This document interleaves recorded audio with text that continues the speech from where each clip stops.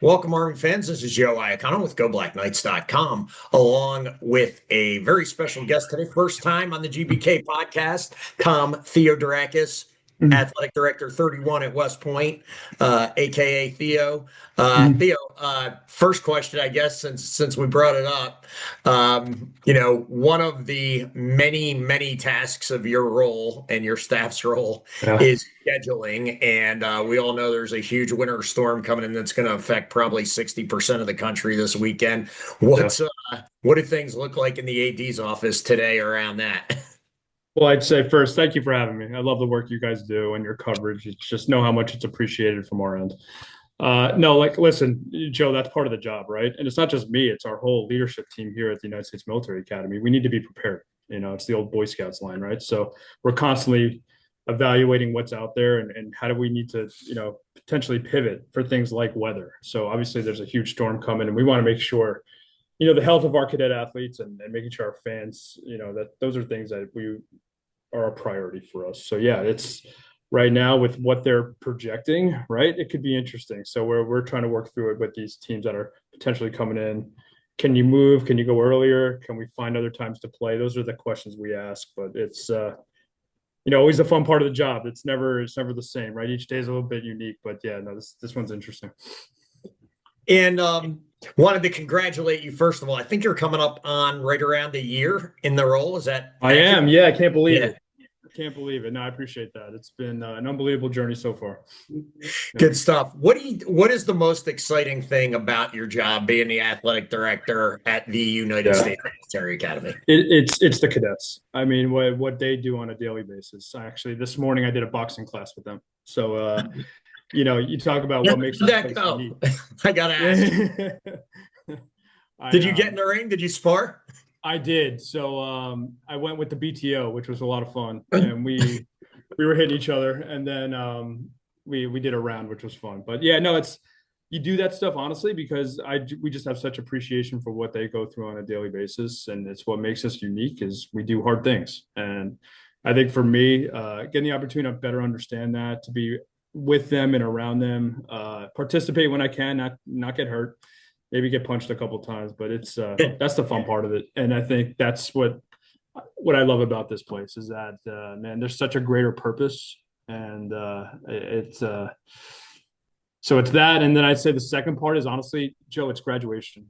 For me, I'm fortunate enough where I'm on the dais and I see a perspective of the cadets coming up and grabbing their diploma and shaking the hands, and I think the look on their face of accomplishment, right? And Yep. what they were able to go through on this 47-month experience. But also knowing this isn't the finish line, right? They're prepared to do some other things that are not even close to done, and that's you can see the excitement, but also what they did, what they've done here, but also hey, what does the future look like? Because they're onto some great things in the future. Awesome. And Yeah. I know kind of switching gears a little bit.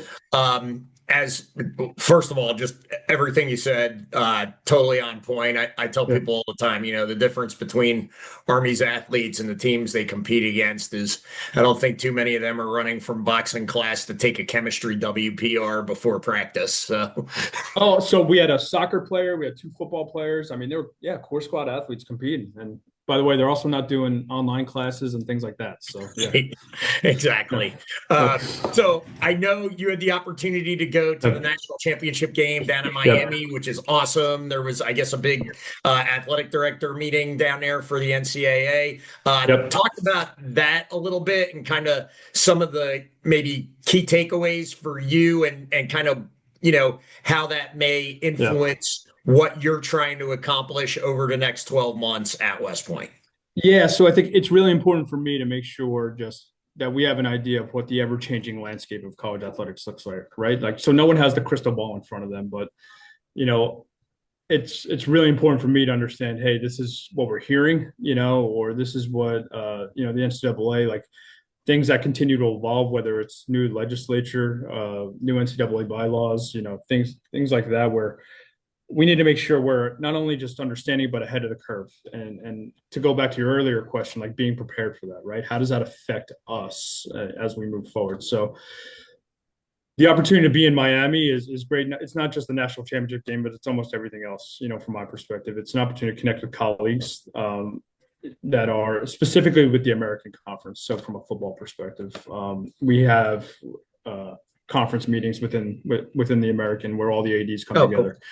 and we talk about everything of how are we doing as a conference to what's going on in the national landscape. And I'll tell you, we have the best partner in Tim Pernetti, who's the best commissioner in college athletics, where he's just such an advocate. He's so progressive in the way he thinks, and he's constantly trying to figure out ways where the American is. You've seen the progress they made, and this past year is a great example of that, of Tulane being in the playoff.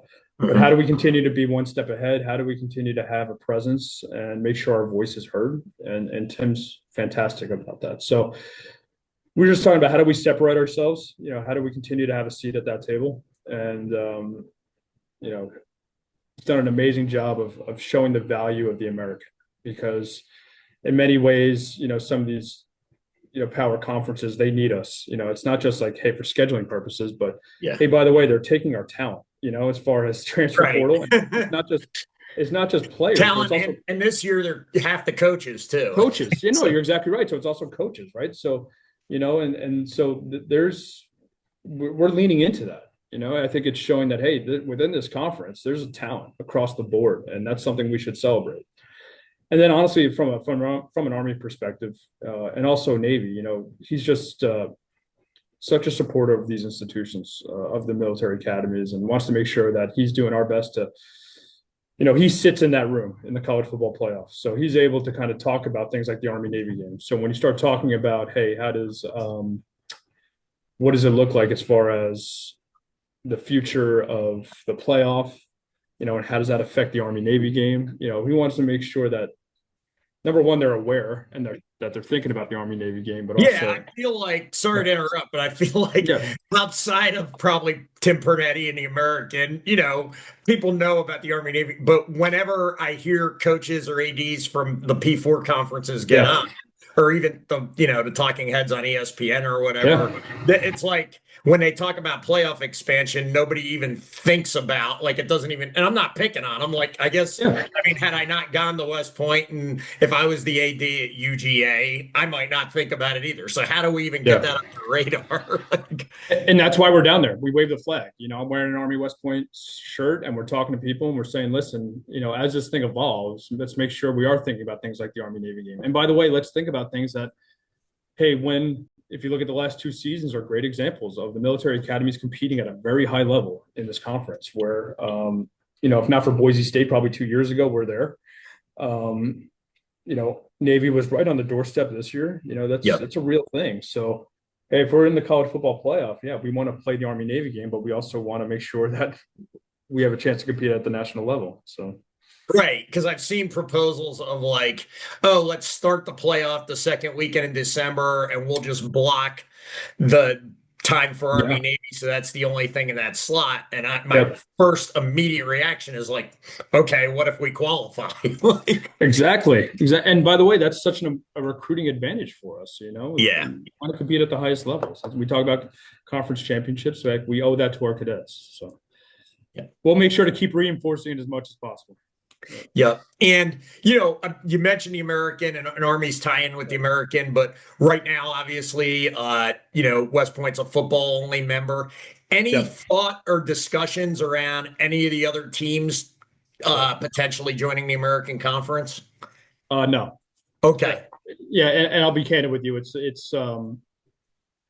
the Patriot League's been very good to us. You talk about aligning yourself with, the academic side of these institutions and member institutions. And Patriot League's a really good fit for our other sports. You start talking about, even just using your example in that hypothetical, like having volleyball go to Texas, things like that. Right. Those midweek, as someone who knows the academy, those are not easy things to accomplish. Right. So I think there's a lot of hurdles going through that route. Okay, was just curious. No, it's a great question. I think it's a good decision, but so with that, just a question. I don't know if a lot of people know or not. I don't know. Yep. There's a lot of talk around revenue sharing, and I think when that gets talked about, it gets talked about in conjunction with NIL a lot. But there's Yeah. like revenue sharing from the bowl games within the conference and Yeah. everything else.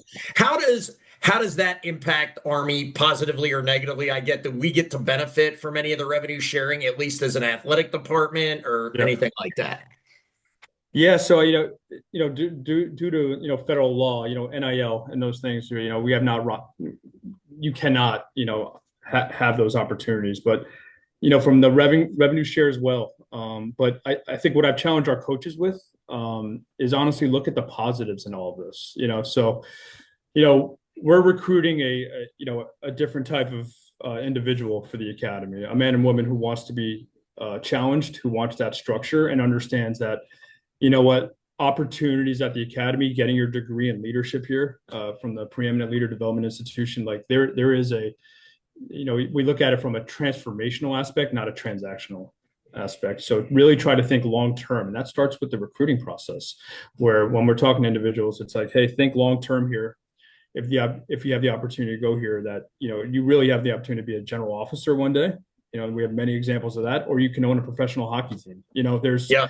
you could be this. There's two examples of that, or you can be the CEO of SoFi. Like there Yeah. is, when you're thinking long term and an impact that it could have on your life, the West Point degree has always separated itself from everybody. So you're 100% right in the sense of like it's very popular right now. The NIL stuff and the revenue sharing, which I get, but I think with West Point, going back to how unique we are, we need to continue to lean on this experience and the effect it has for individuals. Because you want to talk about opportunity or setting yourself up. You're going to automatically get a job after work. There's a lot of things long term that really you set yourself up for success. Yeah, I tell people all the time, I'm like, I've never struggled to find a job. Not Yeah, it's a but concern to I that don't point, have to deal with in my life that it's like makes it's a benefit. everything. It's a benefit. But to that point, I will tell you, we need to be very aggressive on things like fundraising and sponsorship. And I think at times we've been a bit risk averse on some of these things, but Hmm. we need to challenge the norms here and say, listen, how do we continue to find revenue generation opportunities that we can continue to pour back into the cadet athlete experience? And invest in facilities because you want the best lab for a chemistry student, you want the best facilities for your athletes, and I go back to the MacArthur quote, right? Like the experience that they're going to have on these fields are going to bear the fruits of victory on other fields and other days, right? So this idea of let's give them the best experience, let's give them the best facilities, let's have them compete at a high level, let's compete to win. And it's only going to help them become better second lieutenants and officers. So we need to be very aggressive on the revenue side. There's a lot of things that we're going to continue to push that envelope. Yeah, and that's, I mean, Yeah. one of the things, kind of as a compliment to you that I've noticed, there's been some great ADs that preceded you at West Point, but Yeah. you really seem to have a handle on the business and revenue generation side of the equation, which in today's college sports landscape, period, don't even want to Yeah. restrict it to football, is Yeah. critical. So, I think one of the challenges that people don't realize maybe until they're in a role like yours or in one of the coaching roles is a lot of schools, maybe not so much in the G5, but a lot of schools, they have this fan base that'll go through the 4 years and play, especially if they're an athlete, they'll come out and they'll support the team either by buying tickets. They stay in the area of their college in a lot of times. They'll support the program. They come back to the program. We have at Army kind of a different paradigm to deal with in that Yeah. when you graduate and get commissioned as a second lieutenant in the Army, you're shipped off to all four corners of the globe in a Yeah. lot of cases, and you're busy on deployments and everything else. So Yeah. having that kind of young alumni support of the program is kind of a challenge at West Point. Is Yeah. has that crossed, and I know a lot of times the older alumni are the ones with the cash flow. I get that too. Yeah. Yeah. But have you thought about that and like how to overcome that challenge a little bit? 100%. I think this job is not in the office. I will wholeheartedly believe that. So what do I mean by that? It's about engagement. I just say like as a whole, where how can I, even while they're cadets here, just introduce myself and say, hey, this is my job. I actually did it yesterday with a couple teams. Like, hey, this is what an AD does, and this is and these are our facilities here, and this is how we get them, and we get to have the opportunity to be around it because of very tremendous individuals who gave back. And so to that point though, like, yeah, I'm also engaged on social media. Maybe sometimes that's how people take in their Army West Point, news, right? So I think as much as I have fun, doing boxing, I'll post about it just to show like, hey, this is what's going on around here. We're trying to have some fun with it. I think I don't want to try to take myself too seriously, take the job seriously, but like there's opportunities I think through social to engage a younger crowd. So we try to have some fun with that, and educate folks on like, hey, this is what our department's doing, how we're trying to navigate through this landscape and opportunities for the future. But there's also things like Founders Day. I think I'm going on like 15 of them. I feel like, wow. which I love, in the sense of, again, we keep talking about how unique West Point is, but it's one of the beautiful things about it. Like you can go across the country and just have an opportunity to give a State of the Union on what's going on, at this institution. And I love that part of the job because you're able to just meet with people and talk with them and show the value of athletics, but also the other amazing things that are going on here. Sanders coming up, that people feel good about the academy. So I think that part of the job, that engagement piece, whether it's on social or in person or regionally, trying to find them. Football games, often we take advantage of. One of the beautiful things about the American is that we're in kind of these military communities too, right? We're going to be in Texas every single year, probably Florida every single year. North Carolina. These are areas that our alums are at. We have military bases there, so I think you need to really lean into that part of the job a lot to make sure people understand what's going on here. You got to control that narrative, or else someone else will. Yeah, no, you're doing a great job promoting the brand. I mean, that's obvious to like everybody who's paying attention. Yeah. So getting into, I also send a newsletter out too. Like I try to get stuff out there. Love the newsletter. Army fans, if you guys a couple things, subscribe to the GBK YouTube. We have a 50% off special on the 12th night right now. My third ad is make sure you're on Theo's email distro list. His email is outstanding. So thank you. So we'll go through some different topics, but specifically when it speaks to football, right? And it's so prevalent. Like you can't talk about college football anymore without talking about NIL in the portal. And I'm not knocking the P4 schools. Like this is going to come across that way, but they have to do what they have to do. Like I get it. Everybody from the folks at ESPN to the coaches to we've all seen Calipari's rant on, which I thought was awesome. Tom Brady had something the other day about, would you have transferred? And he was like, no, like I learned how to compete in college and these kids aren't learning how to compete. Everybody knows it's broken. It's just the lack of leadership to me is just, as a West Point grad, is just like so frustrating. Everybody knows it's broken. Nobody will step up and take leadership and fix it.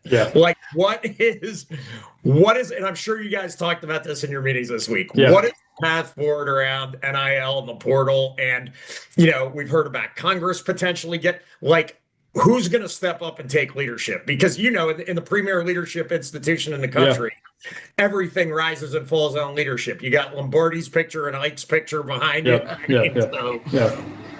No, so it's a great question. So I think you'd be surprised about how much actually we agree upon, as far as any institution and the conference commissioners. But, I think we're all looking for some sort of boundaries, right? Some sort of guardrails of what this looks like, because it is a bit of the Wild West. So I think what we saw a lot of, and what I'm hearing a lot of, is just revisiting the college football calendar as a whole, right? So it's everything from recruiting windows, transfer portal windows, to when games start, week 0 to, actually when does the college football playoff when is the national championship game?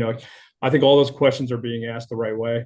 And yes, I think we need some leadership to kind of step up and say, listen, these are the things that we need to do moving forward, because, listen, the sport is very healthy right now. The game, the national championship game was great. I think you're seeing very high numbers.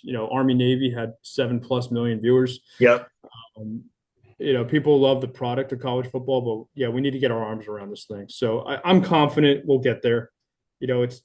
It might not be a straight line, but I think there's things in place that people are thinking holistically of how do we tackle this, and I hope it's sooner rather than later. But I will go back to, in this landscape and this fog that's out there, the best thing we can do at West Point is look in the mirror and be the best version of ourselves, right? So no matter if it's NIL or transfer portal, but there's always been, the deck has been stacked against us for a long time. Like, this isn't Right. something to us, right? Like, it's always been interesting. We have guys that are in the woods, in the summers. Like, it's different. And how do we continue just to be the best version of ourselves, where we can build a culture, we can continue to develop players. We have to continue to hire really good coaches that understand this institution, that embrace who we are, not fight against it. And listen, I think we've had success, and it's not just a football thing, right? Not just, Right. winning the Fenway Bowl, but it's like, I'm going to get into some of the other programs, but I mean, you've got a ton of top 25 programs in a lot of different sports. So yeah, and the Patriot League, they measure broad-based success on what they call the President's Cup, which we won last year. So nice. There's a lot of schools looking at us saying like, hey, how's Army doing that? And I think that's something we take great pride in, that there is maybe the special sauce in all this is the things that we teach at the academy, and our values and our mission. And I think they're both could be right. Yeah, totally agree. And that was kind of going to be my next set of questions that I was going to lead into, Theo, is we've talked about this, the negative impact of NIL and the portal on West Point and Army football, and even basketball to some degree. We lost a number of basketball players a year ago. Is evident, and that's what a lot of people focus on. But there's also a lot of positives from not having to be caught up in all that. And every time I talk to a coach, they're like, oh my gosh, my job is so great. I just interviewed Scott Sloan the other day, and he's like, I'm so happy to not have to deal with that right now and just be recruiting.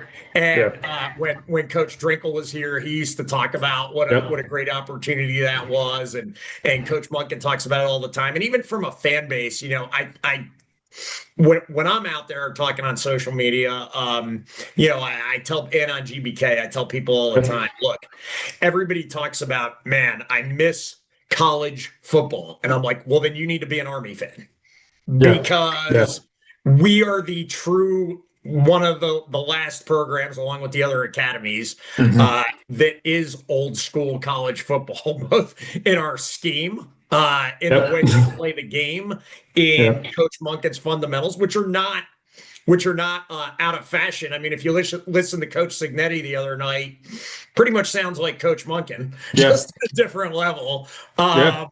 And just the advantage of having kids develop through and how, this year people are talking about the American, and it's too early for me to make predictions, but these other teams with new coaches, new players, having to bring guys in, fit them into a system. Our guys have been in the same system for years. I talked to Coach Dixon last night. I was like, thoughts on the new defense? He's like, hey, we recruited guys for Coach Woody's defense. That's what we're going to run.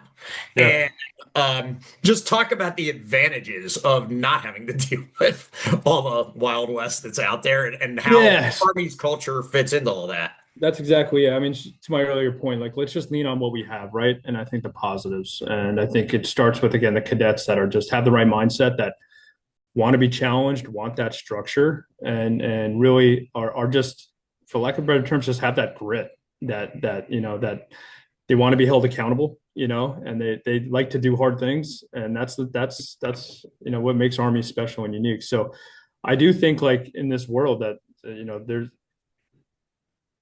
our coaches really do appreciate, this, where Army fits in this landscape. And, for me, I want to continue to build a culture within our athletic department of really hiring coaches that we build a community too, because it takes a village here at West Point. It's not just one person. So, it's really building the best administrative staff here, but also really good coaches that feed off each other, that could continuously support each other. Because all our head coaches live here on post, so I think we can create this ecosystem that, can do some really special things. And I think you're starting to see that. So, Yeah, absolutely. So, let's get into some of the other sports, right? And just talk about that community of coaches and kind of how you find that culture fit. I've often said the thing that makes Coach Monken successful we've had good coaches, but you can't say Bobby Ross isn't a good coach, but he didn't Yeah. succeed at West Point. And Yeah. you have to ask why. And I think it's fit and culture and Yeah. under, and I mean, I have friends of mine who are grads who served 20 years. Yeah. I don't know if we understand the mission of the academy as well as Coach Monken does. I mean, he gets it better than anybody I've ever seen. And Yeah. now you've got, and I'm trying to get her back on my calendar again. The women's basketball league team is just tearing it up right now, 14-3. Coach Kuster, she's doing great. Yeah. Yeah, Katie's Yeah. doing phenomenal. Yeah. And when I first talked with her, I was like, okay, she gets it and she understands the community. And she was Yeah. asking me like, who do I need Yeah. to talk to around here? And I was giving her Yeah. some coaches that I've talked to, and then men's lacrosse is getting ready to ramp up, Yeah. and they've got a Yeah. couple first and second team All-Americans. They're back in the mix, and the baseball team is just year in year out top of the line. And then you get an awesome athlete that plays soccer and lacrosse like Bridget Duffy, Yeah. who's Geez. just Yeah. tearing it up. I mean, talk about kind of what you've done to bring in good coaches Yeah. across the board. I know some of them were hired by Boo Corrigan or Mike Buddy, Yeah. but kind Yeah. of what the three of you have done. You really seem like you've got some good fits now in the coaching ranks, and they're recruiting the Yeah. right type of athletes to West Point to make you guys successful. Yeah, I think it's a reflection of West Point, right? I think it does attract. It's a brand that people say, "Wow, what's that like? I want to be a part of it." And I've been in my first year here, hired three coaches. So Katie Kuster, for example, going through that process, it's the old John Wooden quote, right? You want to be quick, but don't hurry. And when you start talking about what does a coaching search look like, I mean, there's a lot of dynamics to it, a lot of variables, and it's everything from like timing, to also what the market looks like to ultimately where we always land on it is for me getting the right search committee. We develop a profile, like a matrix of just attributes and skill sets and just characteristics that we're looking for in a head coach. And then on top of that, it's really we have a presentation, a PowerPoint presentation that's over 30 pages long that talks about everything about the academy, and it's everything about what it's like to live in the Hudson Valley, to what a cadet schedule looks like, to your budget, to the leadership here, to the curriculum, so that we don't hide what this place is. So people have a full understanding as they're going through this process to say, hey, this is the academy. And we're confident that once we present that, people either say, I love that, I want to be a part of that, and they say, you know what, that's not for me, and that's okay. Yeah. But I will tell you what was helpful with Katie was, we had a really good group of people in the room that were that part of that search process. One of them was actually Coach Chow, our women's soccer coach, that I leaned on her, and she's a great example of someone who, they went to the NCAA tournament this year and won the Patriot League, but over time, she's had a tremendous amount of success with leading a program here, has gone through the highs and lows of building, but is really able to share some candid, transparent feedback with a potential candidate to say, hey, this is what life's like at the academy.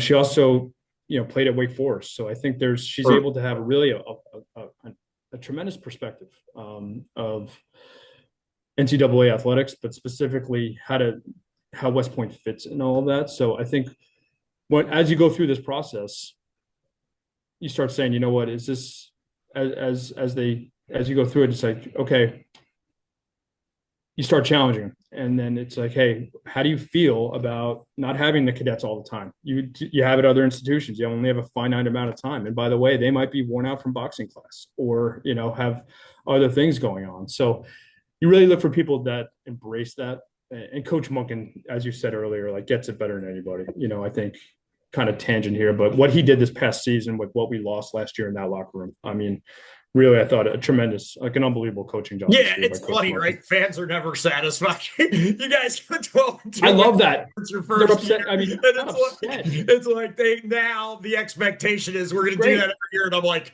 you do realize they graduated pretty much their entire Joe Moore award-winning offensive line, Yeah. with the exception of Brady and Paolo, and maybe the best player in Army in the last 50 years in Bryson Daly, and the guys we lost in the portal, Yeah. and And by the way, I mean, exactly. And how great is it that we were able to compete with every team this year? I mean, we were in every game, and yeah. and Tulane being on the road, and you can look at a lot of some plays that were just didn't go our way. Literally, the bounce of a ball. That Right. it's amazing what that I staff mean, did. honestly, if Yeah. when Caleb puts his helmet on the ball against Navy and Fortner just Horvath just happens to grab Yeah. it out of the air. Unbelievable. Yeah. But to go back to it, it's it's also important for us as we're going through looking for candidates to bring them here. So there are, make sure they see this place in totality. And we're very fortunate to have a superintendent and a board of visitors, our leadership within the academy that understand the value of athletics and how it plays a role in developing second lieutenants, where they're often part of the process and meet with candidates, and we're able to talk it through them and show them the facilities and show them what life looks like here, get to meet the ORs, so they see, top to bottom what this place is about. And with Katie, I'm like, is this real? I mean, she's unbelievable. She had one of the best Zoom calls I've ever seen. And, she had the energy, and in person, it was even more. So, but we've used that mold. And by the way, you got to do your homework. I mean, there's just due diligence. It's like, you got to have that Rolodex. I don't know if that's a term people still use, but it's like this idea of having those names that if people were to leave or take opportunities, that Right. who's out there who would love an opportunity like this. And we challenge our staff to really be prepared when those moments happen. But we've been very fortunate where even someone like Troy Nickerson with wrestling, who's got from New York originally, went to Cornell. I mean, national Yeah. champion. I think he's a five-time All-American. It's like he's Yeah. done things that has been a head coach before. He there's a lot of they're out there, and ultimately people love the academy and what it's about. And there's always going to be people. This is always will always be attractive. Yeah, the Nickerson hire was for a guy Yeah, who's intimately involved with the wrestling program and the wrestling yeah, world. The Nickerson hire was yeah, incredible. yeah, I couldn't. I was like really disheartened and sad when Kevin Ward left, but then to replace yeah, Troy Nickerson, yeah, it was like this is yeah, perfect. yeah, So last thing for you, yeah, we're talking about some of the other sports now, and yeah, I know a lot of the problems with NIL and revenue sharing and some potential pitfalls that people are talking about is a lot of yeah, schools aren't going to be able to support Olympics and yeah. women's sports. And is there any kind of impact on that at the academy, or are we good to go? And are we going to continue to grow those Olympic sports and even potentially bring on more? Like, where do we stand Yeah. for that? Um, well, I'll say we're not in a position to add sports at the moment. Okay. We have 30 sports programs, which is a Yeah. lot for Which is a ton. Yeah. Especially it's for a a school lot of for the academy. 1,000 But cadets. Yeah. so at the time, we're not looking at it, but I will tell you it's a constant evaluation for us where we are looking about what's going on in the college athletics landscape, and we're very fortunate here where we can continue to put our head down and develop and invest in our Olympic sports because that's important to us. That's who we are. We're not in the business of cutting sports. We don't want to be. But I will tell you, we are subject to whatever happens with everybody else. We want to make sure that, if people start investing in other programs or what that looks like, other programs start cutting sports, we want to make sure to continue to have a high level and a high cadet athlete experience here. So, for us, it's just making sure we're looking at about how other institutions are investing in these sports. And I think it's just so darn important. You talk about these Olympic sports, and for us specifically, I mean, we've had a ton of success. And you mentioned Bridget Duffy the other day. I mean, earlier, she's a great example of that, as someone who is competing at such a high level in two sports and has the opportunity potentially to be in the Olympics one day. And every institution should continue to invest in that. I think that's